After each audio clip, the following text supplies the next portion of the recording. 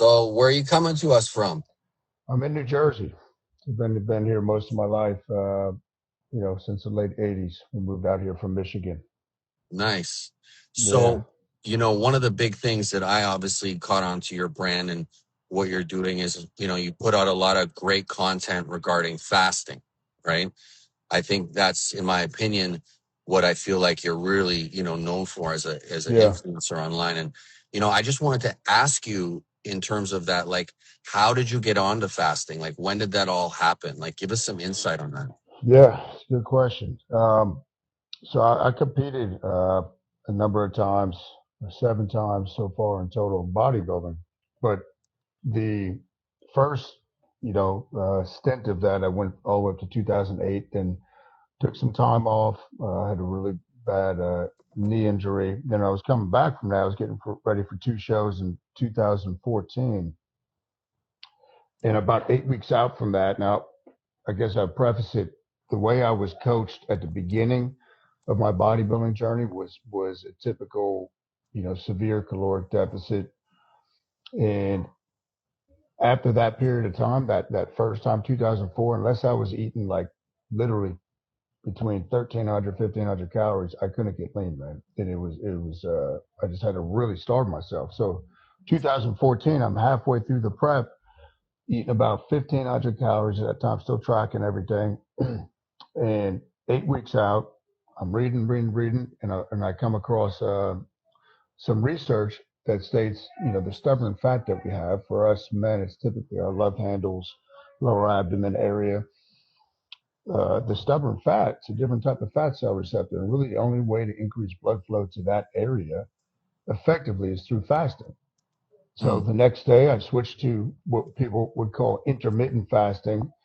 Your 16 to 18 hour, period of time without eating, and still tracking my food, right? But it became much easier to deal with the hunger pangs, all this type of stuff. My energy was better, and that's kind of the journey of where it started. Then, that's 2014, 2019. Still doing that. So I was doing that for about 5 years. I was doing a fat loss contest with my team at my gym that I have here in New Jersey. mm. Um, and I said, you know what? There's got to be something else. There's got to be another level because it was good, but it wasn't really. It was kind of. I just knew there had to be another level, and that's when I really started developing the panda diet and long form fasting. So I started doing 48, 72s, dry fasting, and that's really how I've been living ever since. So you look at 2019, so coming up on 7 years, on average, I have been eating slightly less than 6 meals per week for the past 7 years, and feel great. Train hard, Mm, maintain my size, and that's really how it started. mm. Yeah. And right now, like, what is like, say, like a typical week look like in terms of like your fasting? Give us some insight on like what your schedule looks like on like, all the way through. Yeah. So a regular week, right? If I'm just doing my regular, what I call a black panda, is Sunday night to Tuesday night, I fast, right? So it's just coffee, what I call the juice, salt water basically, and electrolytes. And that's all I do Sunday to Tuesday. And then Tuesday through Sunday, I do an OMAD, like 1 meal a day. I have a giant feast at night. And typically within that feast, I start with fruit. So that's a little unusual for a lot of people, but I have a giant fruit bowl, Mm, put some raw honey, depending on the time of the year, if I'm cutting down my fat or not. I'll put like tonight there will be some, cottage cheese on it with the honey and fruit, but it's literally like a 3 to 4 pound bowl of fruit. And then I'll go into my feast, which I think tonight my wife's making some good grass-fed meatloaf. So we'll do that. She'll probably have potatoes with that, do a vegetable. I'll eat that until I'm, feeling satisfied. And then on a regular night, if it's not like a cheat night, I'll either do some type of healthy cereal, raw milk, or I'll do overnight oats with raw milk. And I mm, really, I eat until I fall. I got a pretty big appetite, and that's a regular night. That now they're a regular week. There's some weeks I go longer, again depending on the time of the year, but that's usually pretty standard is 6 meals a week. mm. And how do you find that in terms of like, your protein? Are you hitting, your body weight? Like, do you have, in terms of like, do you have a goal in mind when it comes to your protein, or are you not even tracking that? No, when I started doing this, the panda diet in 19, I tracked for that first, couple months really to just kind of see and experiment. But since that time, I haven't really tracked. So, but before we talk about the protein, what was interesting, right? Going back to that. Now, at that time, I was still tracking. Right, I had to be in a big deficit, and at the time in 19, it was a lot of calories for me if I'm looking at getting cut. But I was around 2,100 when I started this Mm. in each week. So okay, let me bump it up a little bit. Kept going up, and got all the way up to about roughly 4,000 calories a meal. And I have a humongous appetite. Like it's not, I always tell people it's relative what you're doing, but a big appetite. So almost doubled the food intake. Went from 249, I think it was 249.6, 16% body fat at the start of that, and I came down to 225, 6.5% body fat, while doubling my food intake. Mm. So within that, and now looking at my protein intake, when I was competing, I was doing probably between, because I used to track everything. Everything was written down by hand. Anywhere between 300 and 400 grams a day. Mm. And when you're fasting, say for like a 48-hour fast, are you taking any BCAAs or say like a beef broth, or is it just straight water, salt? Uh, Yeah, Give us some insight. it used to be I would do the BCAAs more so when I started in 2014 with 16 to 18-hour fast, and now it's really just coffee, black coffee, and the electrolyte juice that I call it. That's really it. When I used to start the long form in 2019, I would break the fast with your bone broth or chicken stock, and I don't do that anymore. Mm. Yeah, so it's really pretty basic, man. The water with salt and coffee, Mm. is what I stick with. Yeah, because for me, I'm fasting on a daily basis about 18 to 20 hours, right? And Okay. what works for me is I'm drinking a lot of my BCA, the anabolic state. I also incorporate the carnibolic, which is kind of like my low stim fat metabolizer. And I find like just having that kind of kills my, sugar cravings or my food Sure. cravings. Like it just kind of like tapers it down, keeps my energy going. And I don't feel like I'm running into like an anti-catabolic state. Do you worry about anti-catabolism when you're fasting for these long periods of time yourself? No, no. I mean, based on my readings and research, and then just what actually has happened when I do my body comp readings and through clients. I personally find there's like a protective mechanism. I think it has to do potentially with the growth hormone, luteinizing hormone, all these things that are kind of ramped up when we do long form fasting. Mm. And I feel like a lot of the ways the body was designed, to hunt and gather, right? I always look at it if we go back 1,000 years, 2,000 years, and we weren't guaranteed to be eating multiple times a day, right? The men would have to go out hunt and gather. Sometimes they'd have to go on a couple-day journey just to find food. Mm. Now, and I always look at it too. First, I looked at it with the brain. Part of the reason we feel good when we exercise, right? These growth factors that can only cross the blood-brain barrier through physical movement. So when you're training, like let's say you're gonna go, you've been on a fast, long fast, and you're gonna go hit weights. Are you're still hitting the weights fasted, no problems at all? Just you feel good, and then even after you train, there's no protein coming in. You just keep the fasting going. Yeah, keep the fasting going. Yeah, I mean, I feel good when I try and fast it, and I started gravitating to that even before I really started in 2014, where I started, I usually train in the morning. Getting ready for a show would be two a days, but I started to really like training in a fasted state. And how did you come up like with this panda? Like where did this panda name, this whole panda diet? Give us some backstory on that. Yeah, it's a good question. So I've got a panda tattoo on my wrist, right? And it's not the same one, right? So right there, that so in 2000, I want to say 13. Are you a basketball fan? Do you follow basketball? I'm a football fan. I'm a Raiders fan, believe Football. it or not. Oh, nice. Okay, Yeah. okay. You're up in Canada, right? Yeah, yeah. Okay. Yeah, I liked the Raiders for a while, man, back when they had Gruden and all those guys. So anyway, I was Ron Artest. I grew up watching Jordan and all those guys play like that era. But Ron Artest, I always liked. He played, finished his career with Kobe in the Lakers. And I liked the way he played, man, just that tough style, gritty. But I was on his email list, and he changed his name to like the Friendly Panda or the Panda's Friend. So I'll support him. I'll get a hat or a shirt. And then I started researching the animal, the panda, because I was like, why does he call himself the Panda's Friend or whatever it was? And it was just an interesting animal, right? By Westerners, it was largely considered like a mythological creature until the 1800s. Almost like a Bigfoot type of thing, right? And then they found them in the wild. And I just started kind of looking at the symbology of it, like the black, white, the yin yang type of approach.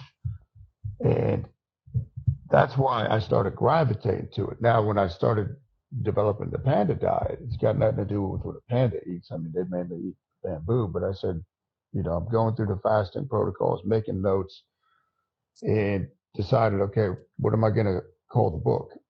And again, to me, it was just the black and white, like the mindfulness approach, the duality, fasting, feasting. And then I also looked at the black and white. For me, the symbology of the panda was, look, a lot of what I do and teach my clients and students is basically something called mind mapping, right? I learned from this really brilliant guy. But I look at, okay, when we're using too much willpower, right? Willpower doesn't work to form a habit around.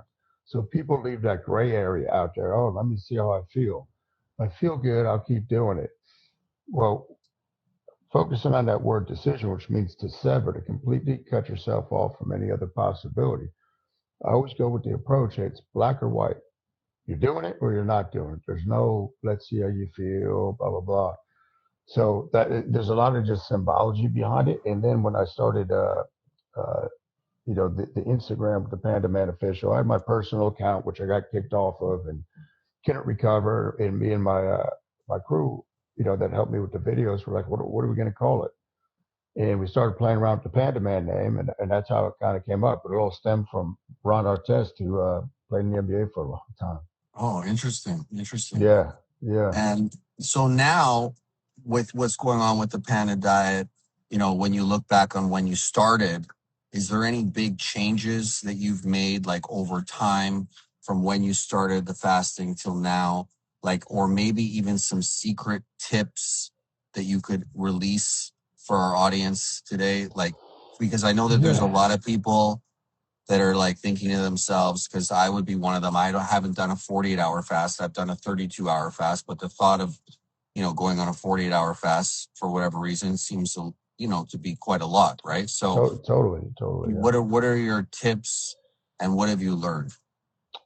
So I would say the tips is like if you want to get the way I start people when they come to one of my programs, if you wanted to get into let's say 48 or beyond,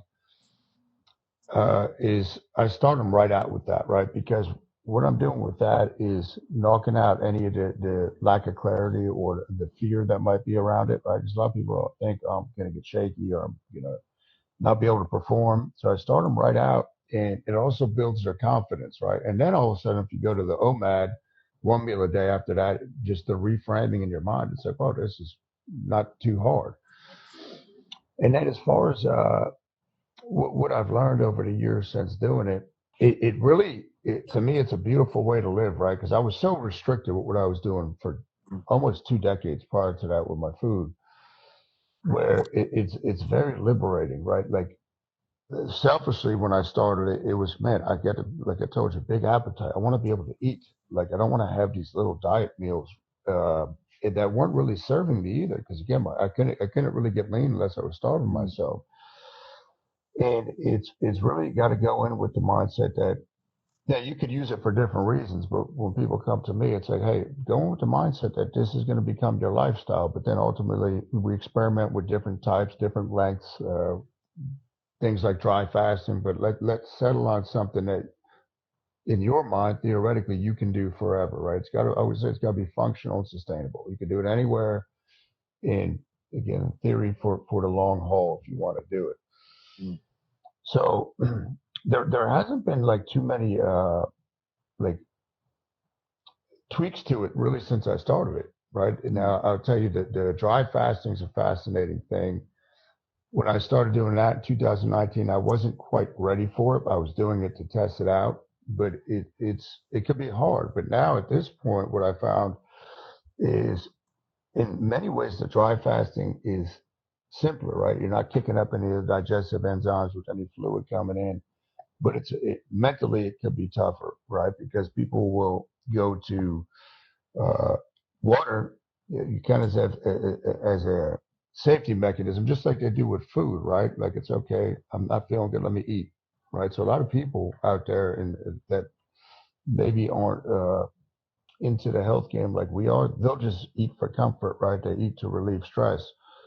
And the biggest, I guess, the biggest insight for me has been that fasting to me is one of the greatest self development tools because you really got to start to master that inner dialogue because you're going to get hunger pangs, especially when you start out, right? You're going to have triggers. You're going to be in environments where other people might be eating, and hey, you might be fasting at that time. So you got to really start to master that inner conversation.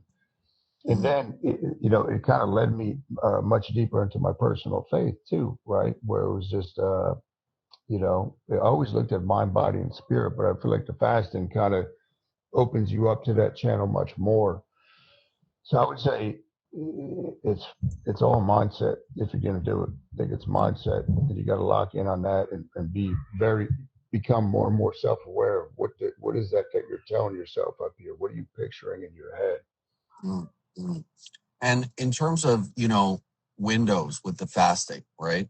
Obviously, there's, the fasting that can go, people can start at 5 o'clock and then they can pick it up the next day, or, everyone's kind of got their own mentality.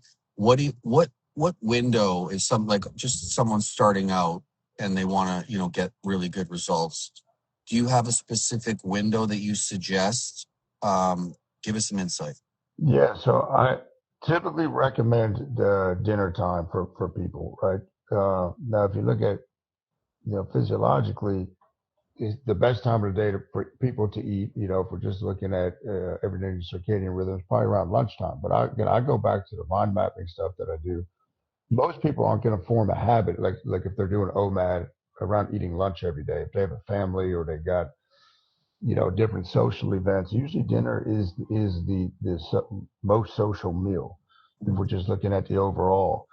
So I typically try to guide people towards that. And I also believe, it's funny, after reading some of the old time fasting books, after I started doing this, it was a lot of the same conclusions some of these old timers came up with that I did, where to me, it's the feast, right? I call it fast beast feast, where the beast is the workout and the feast is like a celebration. So someone like myself who's thinking of themselves, hasn't done a 48-hour fast, and one of the things that might go through people's mind is like, in terms of getting to bed at night, like, they're crave a lot of people. I can't speak for everyone, but a lot of people crave sweets, especially like late at night. Yeah, So like when they're sitting and they're tossing and turning, or they're just getting ready for bed, but then they start thinking to themselves like, "Oh, I want yeah. this or I want that." How do you tell them to deal with that? Yeah, and that's another great question. So what I guide people towards is look, first that first time is going to be the hardest if you do it right. If you've never gone a night really, and I think the first time I did it, it was kind of surreal. Sometimes for me, it might be, hey, I might smoke a cigar outside, right? But I give myself some other way to kind of fill that void, right, Mm. and kind of go inward. So what they'll find though, most people when they do their first 48, yeah, the sleep might be altered, right, because of what's going on with the hormones or excitement. But usually that second morning, so for me, let's say it's a Tuesday morning, man, you freaking pop out of bed, dude. You just feel great. Mm. What are your thoughts about people that are having like a beef broth, like a scoop of that or two, like during the fast? I think it's fine. I mean, I look at Dr. Fung. He's up there, I think, in Canada. I studied him a lot when I was really developing this. And his whole clinic is basically reversing type 2 diabetes. And throughout their fast, they're not even going as long as I recommend, but they would do, beef broth, chicken stock throughout the fast. So I think it's totally cool to do. I don't think it's going to have a negative impact um, on people that are doing that. And if it helps them adhere to it and feel better, then I think that's a great thing. Mm. Yeah, like, for me, not that I'm endorsing cigars, but I do like to enjoy the cigar. I find it, helps me kind of relax. And, I Yeah, don't smoke it all the time, but definitely one of the things I notice when I'm fasting, say a long period of time, that when I have a cigar, like my appetite is gone, like yeah, for a hot minute. Like I'm not even thinking about it. And I notice too, when I'm fasting, that once I get past a certain time, that I'm not hungry. Like, yeah. what is the logic in terms of, do you have logic in terms of that timeline?